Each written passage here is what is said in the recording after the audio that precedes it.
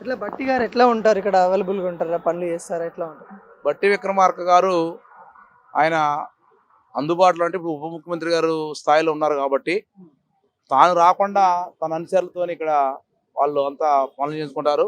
తర్వాత వాళ్ళ మేడం గారు ఆమె యాక్టింగ్ చేస్తూ తానే స్వయంగా శాసనసభ్యురాలుగా ఇక్కడ వ్యవహరిస్తా ఉన్నారు. కానీ వాస్తవంగా ఆయన గారే క్షేత్రస్థాయిలో ఇక్కడికి వస్తే ప్రజలు ఇక్కడ ఉన్నటువంటి అభివృద్ధి గాని ఉదాహరణకు మా మండల కేంద్రంలో ఇప్పుడు 50 పడకల ఆసుపత్రికి మనం శంకుస్థాపన జరిగింది. కానీ అట్నే ఆగిపోయింది.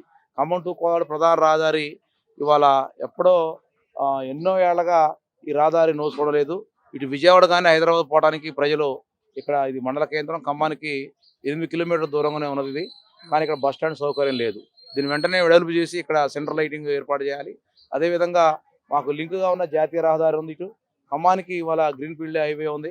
అందుకోసం చుట్టుపక్క కూసుమంచి గానీ, ఖమ్మం రూరల్ గానీ, అదేవిధంగా ఈ మండలాలు మొత్తం సెంట్రల్ లైటింగ్‌తో పాటు అన్నీ నోసుకున్నాయి. కానీ ముదిగొండ ఇంతవరకు ఆ సెంట్రల్ లైటింగ్ నోసుకోవట్లేదు. రోడ్లు వెడల్పు కార్యక్రమం కూడా నోసుకోలేకపోతున్నారు.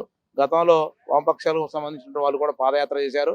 వెంటనే ఈ రోడ్డుని తక్షణమే పూర్తి చేయాలని కూడా మేము అంటే అభిప్రాయపడుతున్నాం.